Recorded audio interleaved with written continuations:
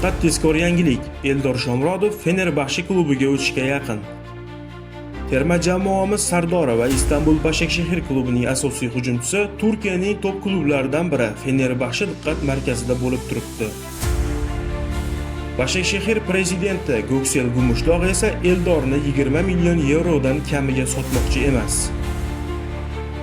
Turkiya Super Ligasining hozirgi kundagi to'purari bo'lib turgan hamyurtimiz agar Fenerbahçe'ga o'tadigan bo'lsa, Asensio, Talisca, Skriniar, Kante, Ederson kabi jahon yulduzlari bilan birga to'p suradi. Jamoa qishki transferlar oynasida ham tarkibni kuchaytirish niyatida va bosh murabbiy Dominik Tedesco rahbariyatdan shuni so'ramoqda. Jamoa markaziy hujumchisi Yusuf El-Nesiri qishki transferlar oynasida Karim Benzema ketgach, Saudiyaning Al-Ittihod jamoasining asosiy hujumchisi sifatida o'ynash uchun jamoadan ketdi. Al-Nasrdan ijoraga olingan hujumchi Jon Duran Fenerbahçe'dagi ijara shartnomasini vaqtidan oldin tugatib, Rossiyaning Zenit klubiga borib qo'shildi. Agar Shomurodov ushbu jamoaga o'tadigan bo'lsa, markaziy hujum pozitsiyasini yaqqol o'ziniki qilib oladi.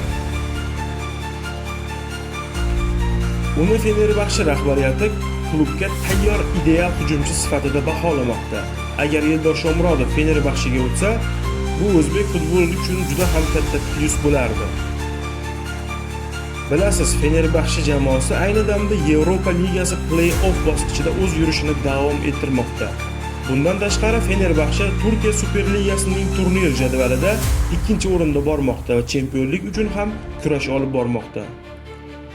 Bilamiz, top jamoa tarkibida o'ynab futbolchining samaradorligini oshirish ehtimoli juda yuqori. Bundan tashqari jamoa kelasi yil Chempionlar Ligasida ham ishtirok etish ehtimoli juda baland. Xullas, bu transfer futbolchimiz uchun yana bir yangi sahifa bo'ladi. Transferlar oynasi 6-fevral kuni 23:59 da yakunlanishini hisobga olsak, tez orada bu transfer amalga oshadi deyishmoqda. Siz nima deb o'ylaysiz? Shomurodov Fenerbahçe'da o'zining yulduzli o'yinlarini ko'rsata oladimi?